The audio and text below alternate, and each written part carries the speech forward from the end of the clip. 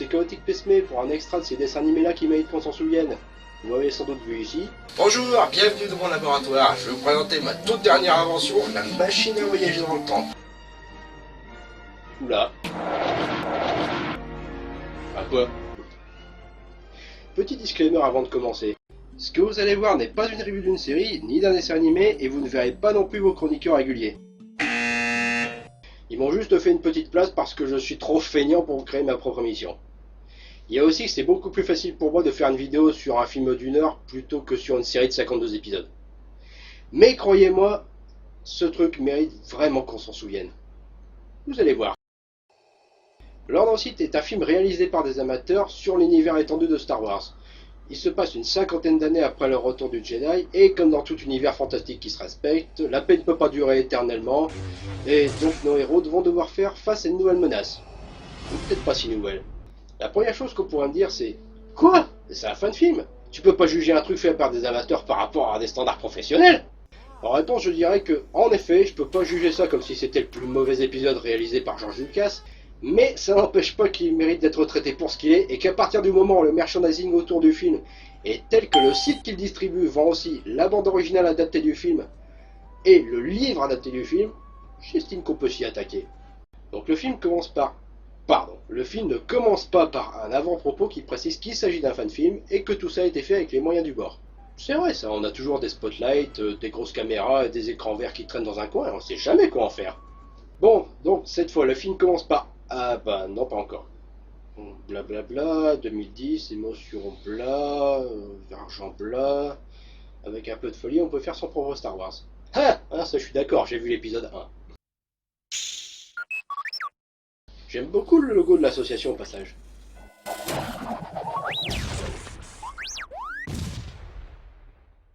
Attends, R2D2 vient d'exploser là.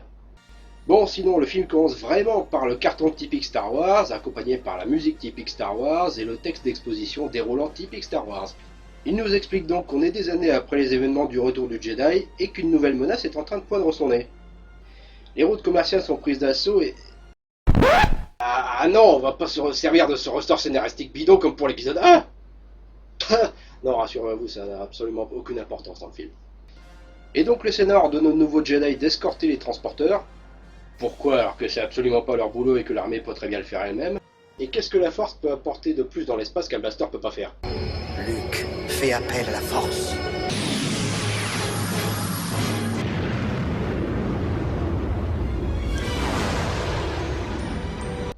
Oh d'accord, c'était la seule exception.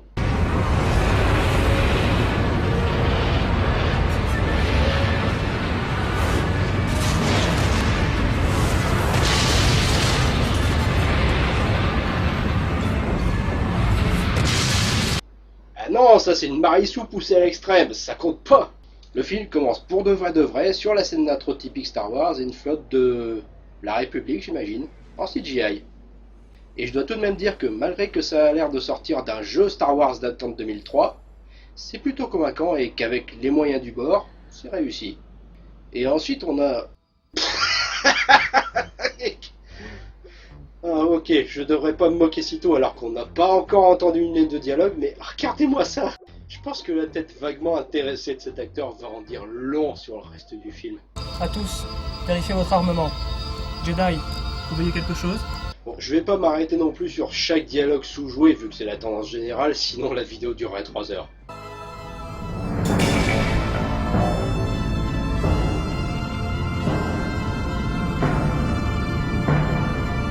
Ah oui, la musique originale, quand elle n'est pas tirée d'autres Star Wars, est quand même assez agréable à écouter.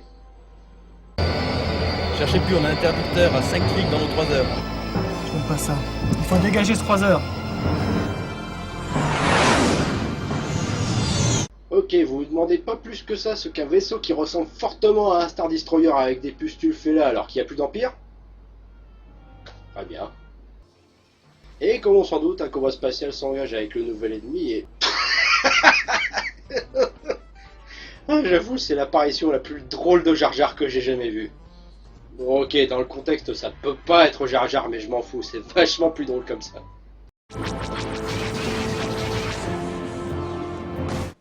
Ah, le vaisseau a dû mettre une seconde avant de réaliser qu'il était détruit. Ensuite, Jedi Keiji, c'est son nom, sent une perturbation dans la force ou quelque chose comme ça, et son vaisseau se fait capturer par les méchants. On se dirige maintenant vers Coruscant en compagnie de 2 autres Jedi et de leur vaisseau à écran vert pour aller voir le chancelier quelque chose, j'ai pas compris son nom avant les 3 quarts du film. Maître, restons prudents avec le chancelier. Observez bien ce Jedi à gauche, j'y reviendrai dans quelques instants. Vous n'êtes pas en mesure de résoudre rapidement ce conflit, il nous sera facile de vous trouver un successeur. Hey, les Quarren ne peuvent pas parler de basic. Nous reparlerons de cela une autre fois, il vaut mieux éviter que l'on nous voie ensemble. Mesdames et messieurs, maintenant je vous présente ma star du film, Maître Allard. Maître Allard, quelle bonne surprise! Entrez donc, je vous en prie. Surprise? Je ne fais que répondre à votre invitation, chancelier. Il va nous apporter tellement de fou rire durant les 50 prochaines minutes du film. Il s'avère que ce monsieur est aussi le père d'un des réalisateurs / personnages principaux. D'ailleurs, au vu de son jeu d'acteur dynamique et enthousiaste, il pourrait aussi être très bien le père du prince Valium dans Spaceballs.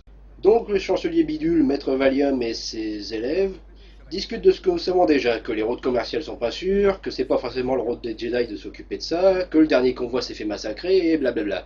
Soyez certain que les Jedi partis escorter le dernier convoi. Justement, une patrouille de reconnaissance est tombée par hasard sur les restes d'un convoi escorté par l'un de vos Jedi. Il n'en restait rien. Maître, je connaissais bien le chevalier Keiji Nquelo. C'était un pilote émérite. Nous n'avons pu retrouver la trace de son vaisseau. Ne pensez-vous pas que votre chevalier ait quitté l'ordre pour basculer du côté obscur? Impossible. J'ai moi-même supervisé la formation de ce jeune homme et je me porte garant de son intégrité. Alors, comment expliquer sa disparition? Bah, il aurait pu être tué. Ça vous paraît pas une bonne explication? Maître, il faut convoquer le conseil. Transition Star Wars!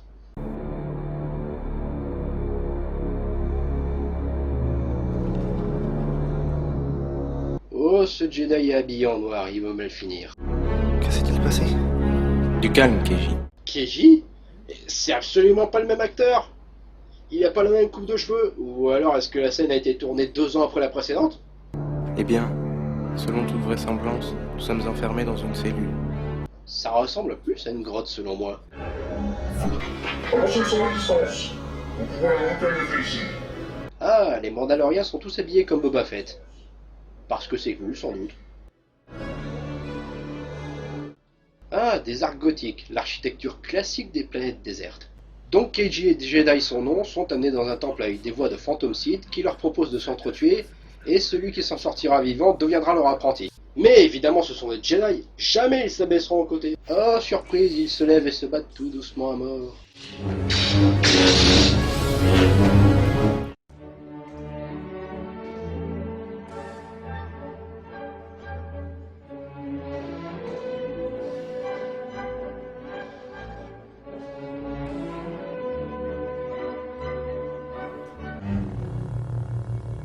Nils, je ne peux pas te tuer. Je ne suis pas un Jedi sombre. Tu aurais dû me tuer quand tu le pouvais, Keijin. Je rigole, mais le film m'a bluffé. C'est le Jedi habillé en noir qui est resté gentil jusqu'au bout. Et adieu nouveau Jedi noir, on te verra plus du tout du film. Et transition sur un temple maya. Ah non, c'est la Bretagne. Et voici nos 2 vrais héros du film qui existent. Les Jedi Maître Kelo Lame-Turon et sa padawan Kayan Lampawa. Sérieux? Même les noms inventés pour l'occasion ont l'air de sortir d'un annuaire breton. Le conseil vous attend, maître. Vous me permettez? Quelque chose ne va pas, Kayan? Bon, on comprend pas la moitié des dialogues à cause de l'écho. En résumé, il se prépare à assister à une réunion du conseil, il rencontre d'autres Jedi de passage et ils existent aussi. Mon vieil ami, quel plaisir de te revoir. Ah, et Ra's al Ghul est un Jedi dans cette continuité. Et Nolan et moi-même avons eu de nombreuses aventures. Il nous a jamais raconté cette rencontre dans le... Danil! Tu as raison, le conseil s'impatiente. Mais si, raconte, ça a l'air vachement intéressant, mais reviens! Danil et moi avons été formés par Maître Jacen Solo, le neveu de Maître Skywalker, celui-là même qui a détecté mon potentiel. Ah, un peu d'exposition pour dire que oui, ça se passe bien après le retour du Jedi. La situation est grave. Le chancelier Brandour nous a chargé de mettre fin à ces attaques avant qu'un conflit encore plus grave n'éclate. À ce moment-là, nous n'imaginons pas un tel danger, maître Tohara. Ah, Autant la voix des Wookiees est bien imitée, autant le costume... Que signifiait cette intervention, maître Turon? Tout ceci ne peut qu'être l'œuvre des Sith. Ridicule. Où avez-vous trouvé pareille idée? Qu'est-il de ridicule, cher maître? Allô monteur, il y a des disparités de son dans la même scène. Tiens, les Jedi ont des chaises de bureau qui grincent dans cette grotte.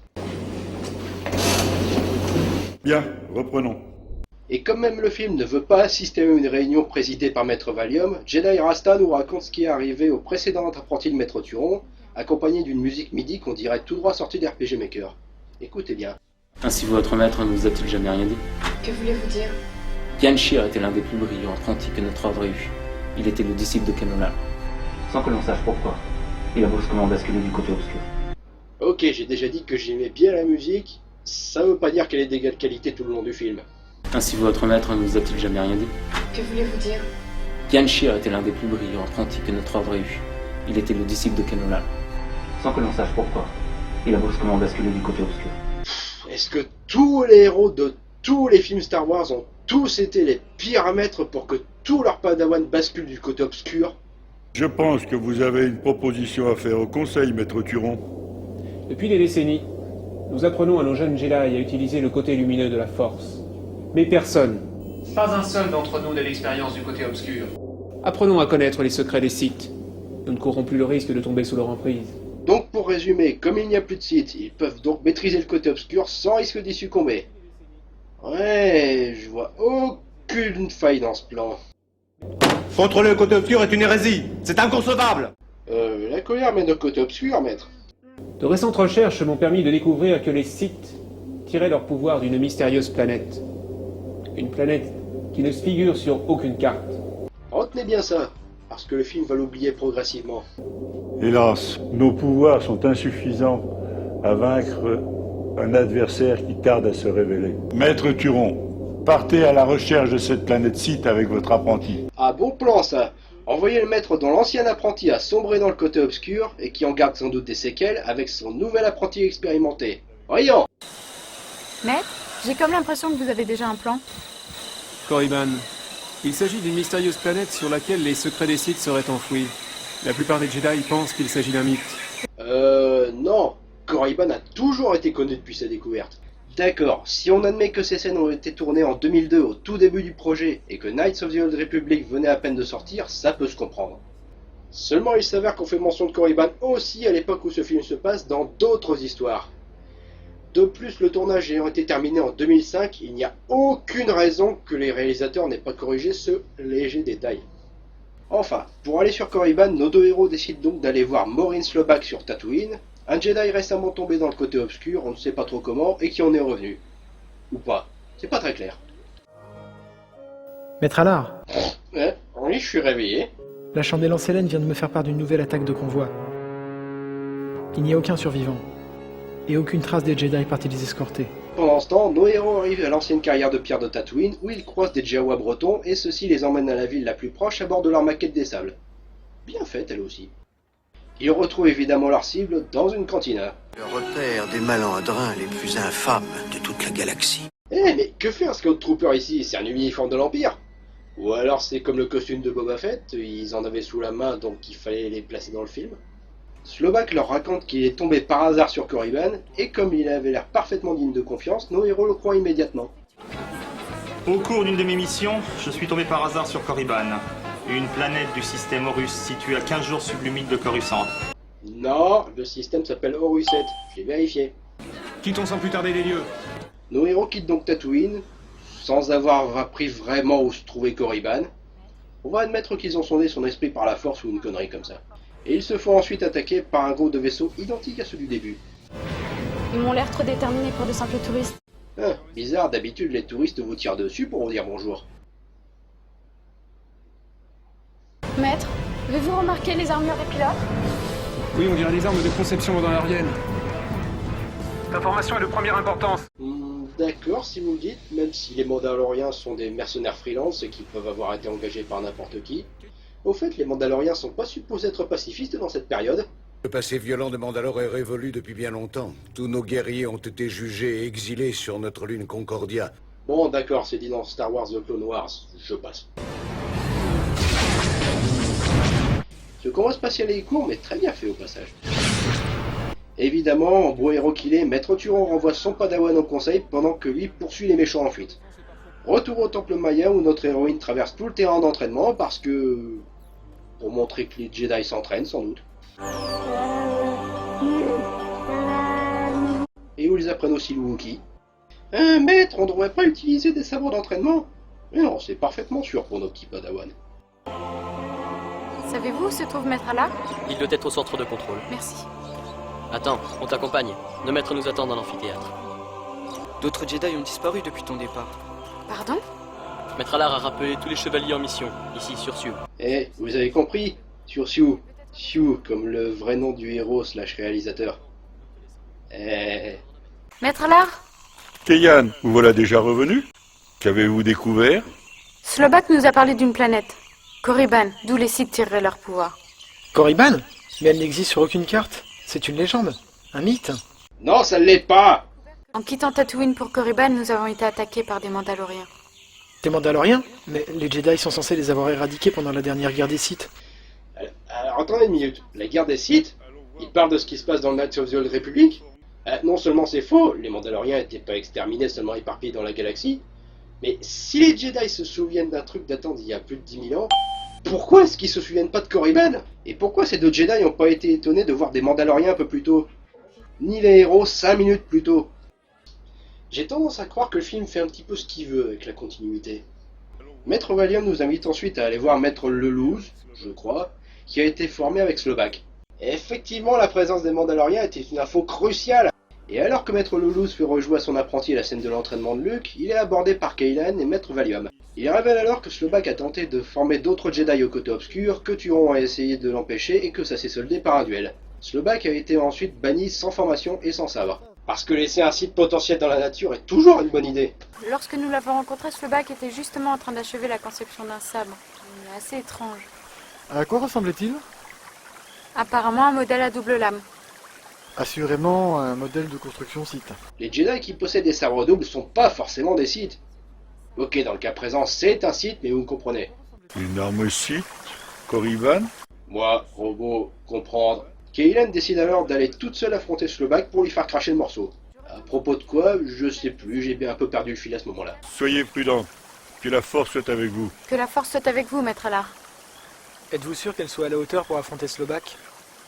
Cette jeune fille nous a déjà prouvé que tous les espoirs que nous mettions en elle étaient justifiés. Ah bah ça aurait été bien que le spectateur le voit aussi, parce que pour l'instant... Et donc après avoir poursuivi un Mandalorien, on retrouve Maître Turon sur une planète inconnue, qui est en fait la planète sur laquelle les deux Jedi du début ont été emmenés.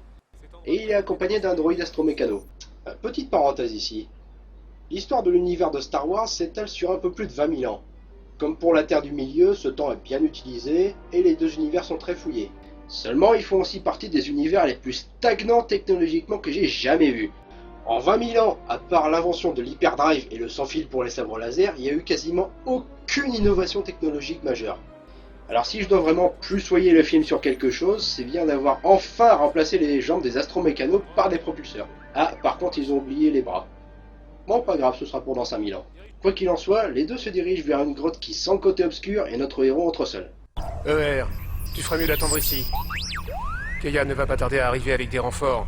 Comment elle saurait où tu te trouves maintenant? Tu lui as dit de rentrer, banane! Est-ce qu'on a sauté une page du script et que pour une raison obscure, tout le monde maintenant sait où se trouve la planète légendaire de Korriban? Pendant ce temps, Slobak arrive quelque part et... Maître, vous ici, quelle surprise! Si j'ai bien compris, tes maîtres, c'est pas supposé être des fantômes? Est-ce qu'elle a l'air d'un fantôme bleu transparent? Il n'y a aucune raison de dire ça! Et non, il n'y a aucun autre personnage qu'on n'a pas encore vu auquel il pourrait faire référence en tant que maître. Ou alors c'est simplement qu'il a une vision exécrable et que ça va pas l'aider dans le combat qui va suivre. Je veux la vérité! Inutile! Cela ne te servira à rien. Il est déjà trop tard!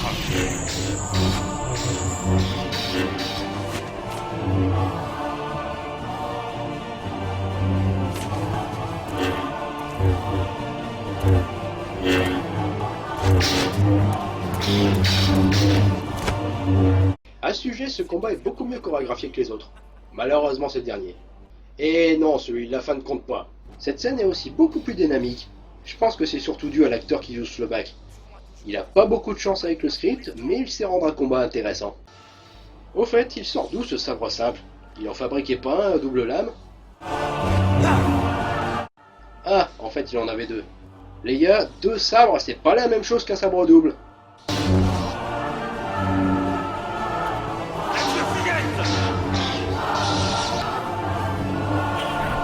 Eh, ce rocher est devenu une boule orange. Bon d'accord, ça n'aura été sans doute visible que par des yeux de ninja. Ah, une orange dans la tête, mon unique faiblesse. Pendant ce temps, au temple site... Des glyphes Sith. Ainsi, les Sith ont bien colonisé cette planète. Depuis plus longtemps que je peux imaginer, Jedi. Qui êtes-vous? Au fait, c'est fantôme. Il s'agit en fait d'Exar Kun et de 4 autres qui s'appellent Korsho, Haro, Valais et Inder. Je crois que je prononce bien. Qui sortent probablement du livre tiré du film. Qui est sorti après. Cherchez pas à comprendre. Et il y a beau avoir 5 noms au générique, ils ne sont jamais plus de 4 en même temps.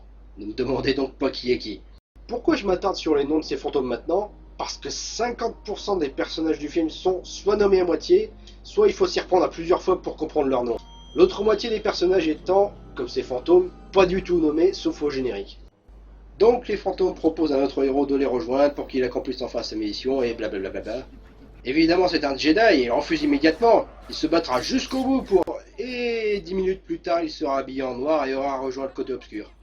Ah oui, spoiler. Mais revenons au présent alors que la flotte s'apprête à partir pour Korriban. Je crois qu'il s'agit d'une station spatiale en orbite autour de Coruscant.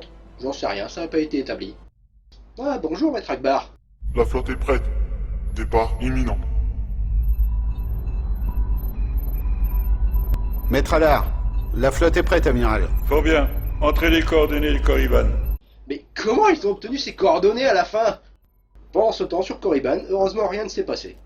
Les spectres Sith rêvaient de reconquérir l'univers et retrouver leur splendeur passée. Ils ont accepté de m'aider dans mes recherches, à condition que je leur livre des Jedi. Ok, comment des Sith morts comptaient conquérir la galaxie? S'ils recrutent des Jedi déchus, ce serait pas plutôt eux qui devraient être aux commandes? Qu'est-ce que les spectres pourraient faire contre ça, les hanter dans leur sommeil? C'est là qu'interviennent les Mandaloriens? Oui, au cours d'une de mes missions, alors que je n'étais encore qu'apprenti, j'ai découvert le dernier représentant de la caste. Il rêvait de se venger des Jedi et de la République. En échange d'une armée clonée créée par les Sith, il devait capturer les Jedi. Ah, donc les Mandaloriens avaient bien un intérêt pour finir. Vous m'envoyez surpris. Tu trouveras toutes les informations sur cette datacarte. Oui, prends ce qui n'est pas du tout mon téléphone portable, il te dira tout. Pendant ce temps, la flotte s'apprête toujours à partir pour Korriban.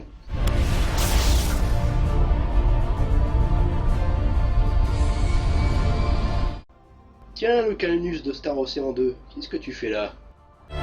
Maître, nous venons de recevoir un message de Kayan Lampawa. Pardon?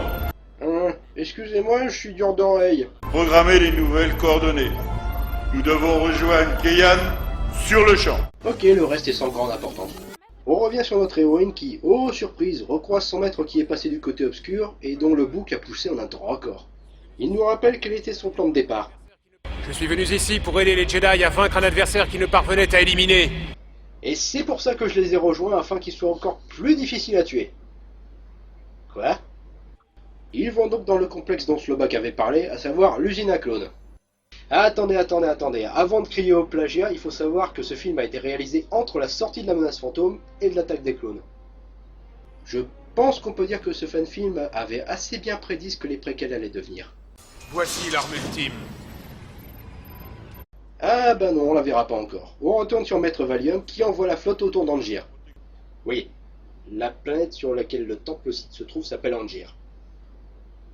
Qu'est-ce que Korriban avait à voir dans cette histoire? Envoyez les escadrons Jade et Koran en protection. Libéra escadron Koran. Wow, apparemment on envoie les Jedi en tête d'escadron à 14 ans. Leader Jade, j'ai du mouvement autour de la planète. Et François Hollande fait aussi partie de l'escadrille. Comme on s'en doute, une bataille spatiale s'ensuit.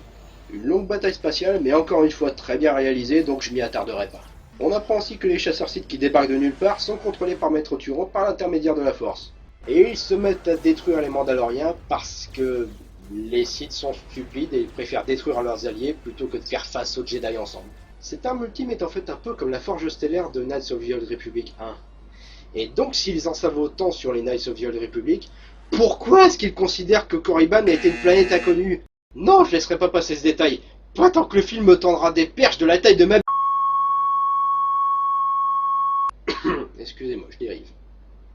Retour sur Maître Turon, où débarque un clone de l'héroïne. Pourquoi il a fait ça? Allez savoir. Anecdote, il s'agit en fait de la vraie sœur jumelle de l'actrice. Occupons-nous à présent de la flotte Jedi. Je ne peux pas vous laisser faire ça. Et donc après avoir laissé massacrer la flotte mandalorienne, Kaylan décide enfin d'arrêter son maître, mais évidemment sa sœur, son clone, ne se laisse pas faire.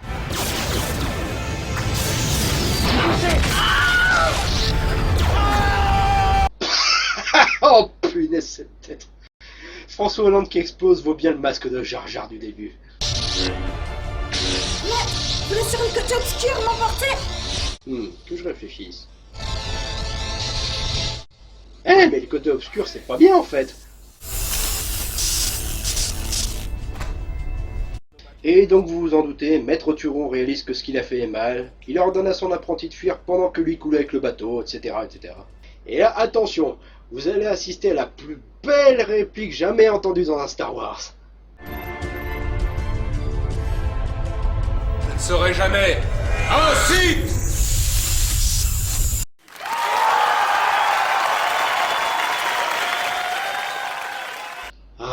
La scène du « Je suis ton père » peut aller se jeter dans un puits de l'étoile noire après ça. Et il précipite le croiseur Sith qu'on avait vu de l'intérieur jusqu'à maintenant sur Angier. Le temple Sith tremble et la planète explose à la manière d'un métroïde sans aucune raison. Peut-être que le vaisseau a percuté l'endroit où tout l'explodium de la planète est stocké. Allez savoir. Après vous, chancelier Bandour. Ah, et on coupe sur le chancelier en visite. Ok. Maître Allard. Chancelier Bandour? Merci de vous réintroduire mutuellement, des fois qu'on a oublié. Une fois de plus, les Jedi ont su se porter garant de la stabilité de notre galaxie. Pour combien de temps, chancelier Bandour? Pour combien de temps? Quand je pense à la félonie de ce Turon... C'est pourtant grâce à lui que vous dirigez toujours l'Alliance républicaine. Non, et je dirais plutôt qu'il a failli vous détruire, selon moi. Bref, le reste du discours est pas très intéressant, et on retrouve notre héroïne qui a changé de vêtements et qui s'entraîne pour sa première mission de chevalier. Et a posé pour la couverture aussi. Et comme dans toute fin typique Star Wars, le fantôme du maître apparaît et on embraye sur le générique de fin. Ouf, alors, au final, je peux pas dire que le film est bon vu la tendance de tous les acteurs à sous-jouer leur texte et comble à avoir du mal à le faire. Certains costumes sont vraiment cheap, le scénario semble pas trop savoir où il va, et parfois les personnages semblent lire directement dans le script pour deviner où ils doivent aller ensuite. Et je peux pas non plus dire qu'il est mauvais, car il faut avouer que les effets spéciaux et la CGI sont convaincants, la réalisation est pas mal et assez homogène pour un film amateur, et on sent qu'il y a eu beaucoup d'efforts. En bref, si vous êtes capable d'éteindre votre cerveau pendant 1 heure et que vous savez apprécier un bon nanar, je vous recommande de voir ce film au moins une fois, parce que vous avouez que sous cette perspective, il est vraiment très distrayant. Ah, et ça mérite qu'on s'en souvienne. Faut bien justifier que je sois sur cette chaîne.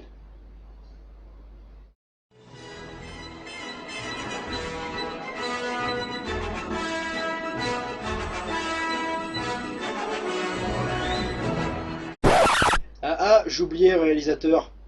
La prochaine fois, faites des bonus qui soient vraiment drôles.